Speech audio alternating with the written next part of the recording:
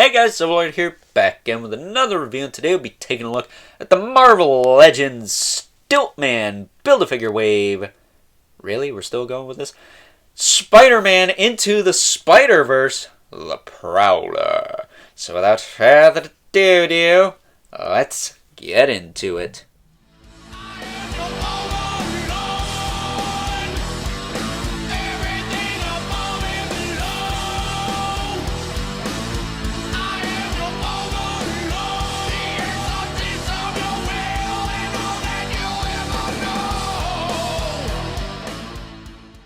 Alrighty guys, as I said before, today we're taking a look at the Prowler.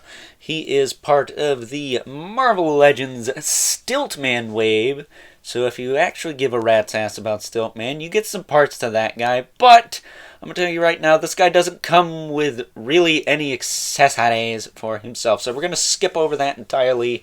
It's going to be a little bit quicker of a video because of that. He does have one thing. I think it's meant more so for the Build-A-Figure, but I'm going to show it off at the end of this segment. But, with that being said, let's kick things off with aesthetics and articulation, shall we? Let's see. This is, of course, Prowler, as he appeared in the Spiderverse movie, like the Miles Morales I looked at a couple of weeks ago. Really awesome figure. I like this figure a lot. Pinless tech throughout the entire thing. Nothing in the knees, nothing in the elbows. I will say this elbow was completely frozen when I got him. Now it at least moves. So that's just luck of the draw, I guess. But looking at that head sculpt, I like the head sculpt on this guy. Very Spawnish, the Prowler, I must say. I think it's kind of funny, though. His mask is a lighter color than the rest of him. Not sure why that is. But I do like this figure. He does have a cape, which is pegged in. I'm not going to take it out. Very Batman-looking cape. It's got the little points on the bottom. Then he's got some points at the top. I could have done without this middle one, but that's just a design thing. That's not the figure's fault. It's very odd.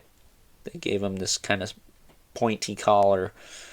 But this is based off the Ultimate version of Prowler, which I don't think used a cape very often, and is a completely different alias to the Prowler we're used to seeing, the one that appeared in the Spider-Man animated series from the 90s in particular. The articulation on this guy, his head will rotate. It is very stiff on there. It can look up and down a little bit, but he's got like kind of some baggage around the neck. So it's kind of hindered. No tilt whatsoever. Shoulders will go forward and back. They will hinge out. They will hinge back down. He's got a bicep swivel, double jointed elbow. He can punch himself in his own face, or whatever this hand is doing. And then you can tilt the hands up and down, which is kind of weird. I think they go in and out, but whatever. Ab crunch kicks that far forward. Kicks this ass. Kicks that far back. Clicks that far back. Jeez, I can English, I swear. He's got a waist swivel.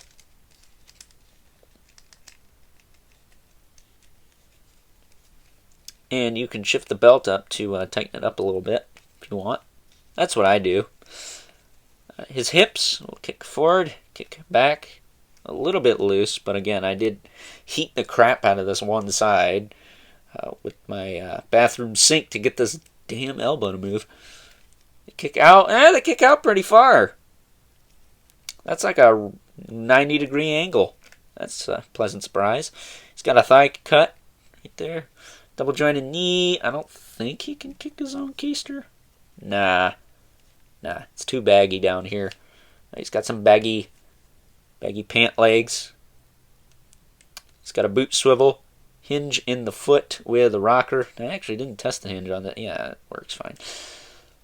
And then peg holes on the bottom of his feet, which are very symmetrical, but I did not get the same foot, thankfully, because you can't find these damn things anywhere. But yeah, I really like this figure. This figure's awesome. Aesthetically, I really like it. I'm a sucker for the Prowler, though. There's not a lot of Prowler figures out there. Hell, there was never a 3-inch one. The only ones we got are this guy, the one from the Lizard Wave, which I think you could still pick up on the cheaper end if you buy it loose, and then the 5-inch one from the 90s.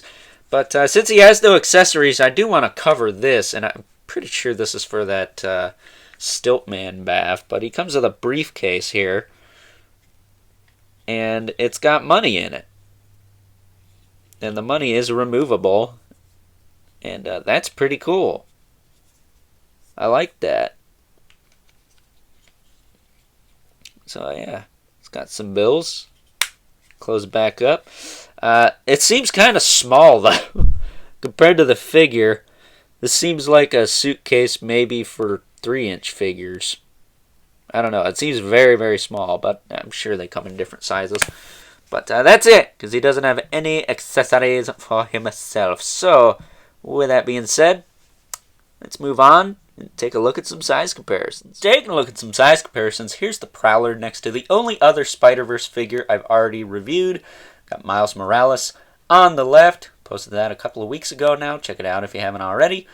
And the Spider-Man Retro Series Kingpin, I actually haven't taken a look at yet, on the right.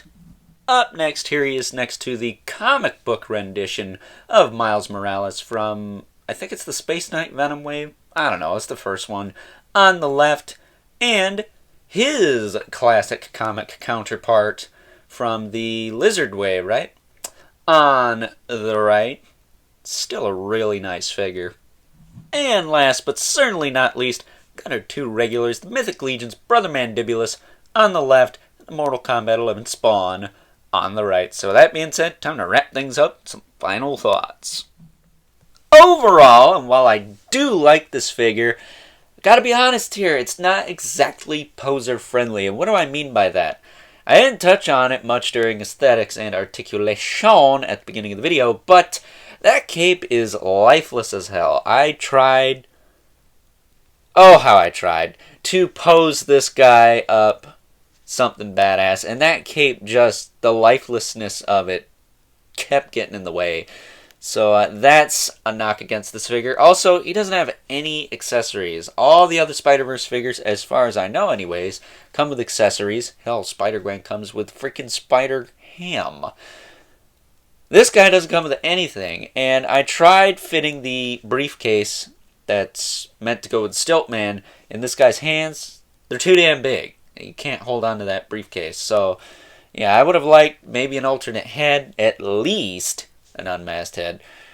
Some alternate hands, maybe like some claw hands, some punching hands, something to kind of spruce this guy up a bit. Because while he is an aesthetically pleasing looking figure, when you try to pose him up, he's not all that fun to mess around with. So, with that being said, I would still recommend you pick this guy up if you're at all collecting the Spider-Verse figures. I will say he's probably the weakest as far as playability goes, but he still looks really, really cool. And I'm a big Prowler fan as it is, so I'm obviously going to like this figure. Be a little bit more biased towards it than some people.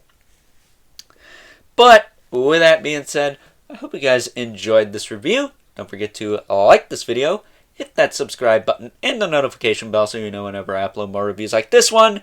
As well as leave a comment in the comment section below. Let me know what you think of this figure, whether it's your least favorite of the Spider-Verse figures. I like it a lot, but again, he just doesn't have a whole lot going on. It's just a purple figure for the most part, with very soft sculpting here and there because, well, it's meant to look animated, like the animated movie. And also, let me know if you found some alternate hands to use with this guy. I was thinking about using the classic Prowler's hands, but the purple is just too far off, and the sculpt just doesn't work with this guy. He's got a lot more armor on his hands than that classic version. But, as always, don't forget to keep the comments civil. This world sucks enough as it is. And until next time, I will catch you guys later.